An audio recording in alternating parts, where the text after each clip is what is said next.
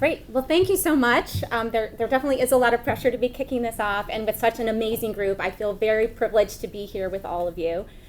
So I work for the National Academies of Sciences.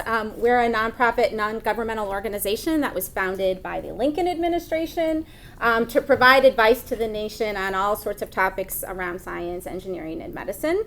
So I have the wonderful opportunity to have a window into the work that's being done across many, many different areas of science.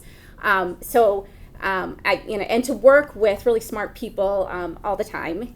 It also means that I know a little bit about a lot of things. And so it's a little intimidating to be in this audience because I'm sure that every single slide I put up, there's going to be someone in the room who has incredibly deep knowledge. And so I'm actually glad to hear that this will be more of a collaborative conversation over the course of the 2 days, because I'm sure everyone here has wonderful things to add.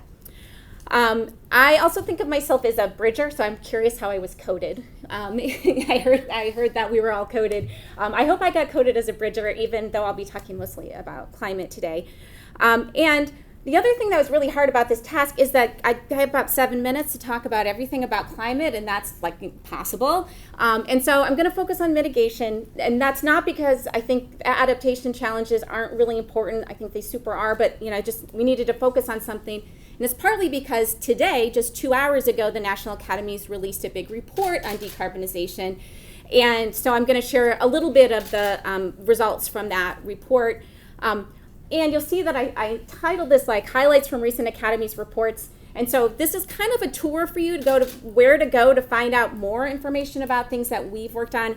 And so when you're typing your notes, maybe think about pulling some of the more detailed information from some of those reports. Okay, here we go. All right, so I think when we talk about climate change, we got to start with greenhouse gas emissions. And so here's a chart of global emissions over the last 30 years, and we can see that it's increasing. The carbon dioxide is, it's a number of different gases are contributing to the warming in the atmosphere, and from a whole host of different sources. We have a relatively good handle on like the overall picture of this, but there's tons of details in here that could use additional work to refine. We did a report last year on greenhouse gas emissions, and I wanted to put up this figure from that report because all of that emissions data is collected from billions of pieces of individual data. Some of it is activity data. That's where we go out and count how many cars there are, or how many cows there are, and multiply it by some sort of conversion factor to figure out how much emissions we're getting from that source. Lots of points of uncertainty in that and complications in getting that data correct. Some of that kind of data is actual observations of emissions as they leave some of the point sources, or remote sensing data that we use to kind of figure out how much carbon dioxide overall is in the atmosphere. That's then fed into models that try to integrate a value all together. And then there's this emerging area of non-traditional data that's trying to get a hold of emissions information. So for example, visual imagery of activity near point sources as a way to get some independent evidence around those emissions. And so there's a big AI opportunity here about thinking about how we pull all of that together into some more robust information. And in our report, we highlighted some of the challenges. The tracking and accountability for individual emitters is a big challenge still. Coming up with standardized and trusted accounting systems is something we all are needing to be working on. The usability and timeliness of emissions information. Our standard accounting process, or sort of emissions tracking that's used for the UNFCCC, the IPCC, the big kind of international processes, were designed to help inform international decision making, not so much community scale decision making. And so we need to think differently about how we're preparing information to support different kinds of decisions.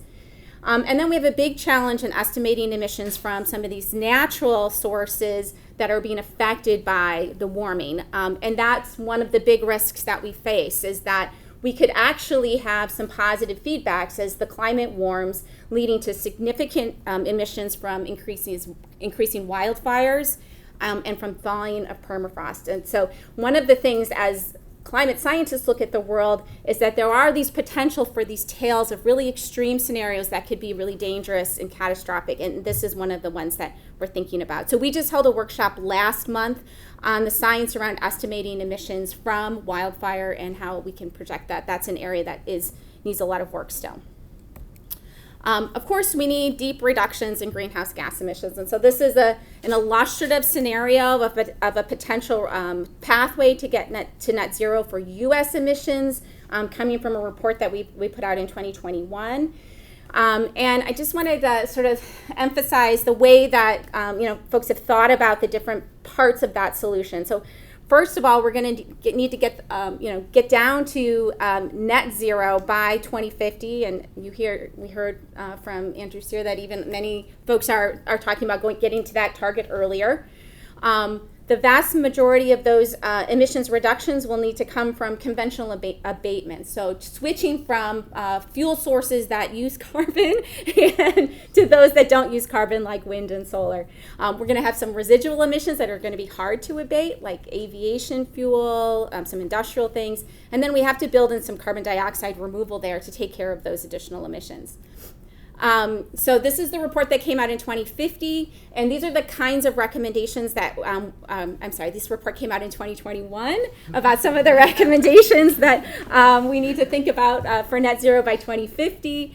Massive increases in our wind and solar, converting our transportation, building, and industrial infrastructure to low carbon sources, higher energy efficiency and productivity. So those are the kinds of things that were highlighted there. Kate, in her remarks, is going to talk about some of the recent legislation that's been passed and other actions that have been taken to start to put some of this into practice in the U.S. This is the new report that was released today. It is 900 pages long and has like 35 pages of recommendations. So I'm just going to give you some of the high points on it. It really emphasizes some of these cross-cutting issues around energy justice, public engagement, public health, and workforce. And I think that's a thread that's coming through a lot of the conversations about climate change right now. It's not just about addressing climate, it's about all these other social and technological changes, and address a number of sectors. I'm getting the time up thing, but I'm going to go a little longer, Elson, if you'll bear with me. I'll give you a quick overview of kind of the themes. There's this idea that there's unprecedented opportunities right now in each of these spaces, and also formidable challenges. Things like we don't have a workforce that's prepared for a clean energy economy. We don't have transition planning. We still have communities suffering, and no public strong processes for public engagement. We have a lot of work to be done around transmission capacity. We need more R&D. So there's a whole bunch of that. To give you a sense of some of the other recommendations from the report, there's things around the need for rigorous and transparent analysis and reporting. There are a whole number of recommendations around processes to engage the public. More about adding new transmission capacity and pathways. So this is really kind of like an advertisement for all, when we're allowed to go look at other things, to go check out more about this report. I'm just going to end with just like 2 more slides. One is around carbon dioxide removal. So we did a study back in 2019 that looked at different approaches for carbon dioxide removal. You'll hear people say CDR, negative emissions technologies is another one. Here's some of the ones that are under consideration. Some of them have to do with using the landscape, our soils, our forests, and others to store carbon. I think there's an interesting intersection there with the nature conversation we're going to have later today, so I hope we get into that.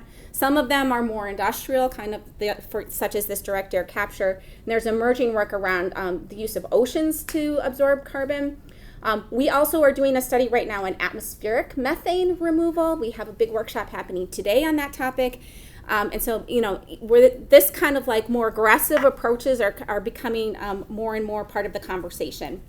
So that's that report. And I wanted to end on this piece that, the climate science community, climate researchers really think about the Earth as a complex interrelated system. This is a schematic from NASA that they have a simplified version of how they put together their big Earth system models. And so this is kind of trying to represent all the different things that are happening in their models in a very simplified kind of way.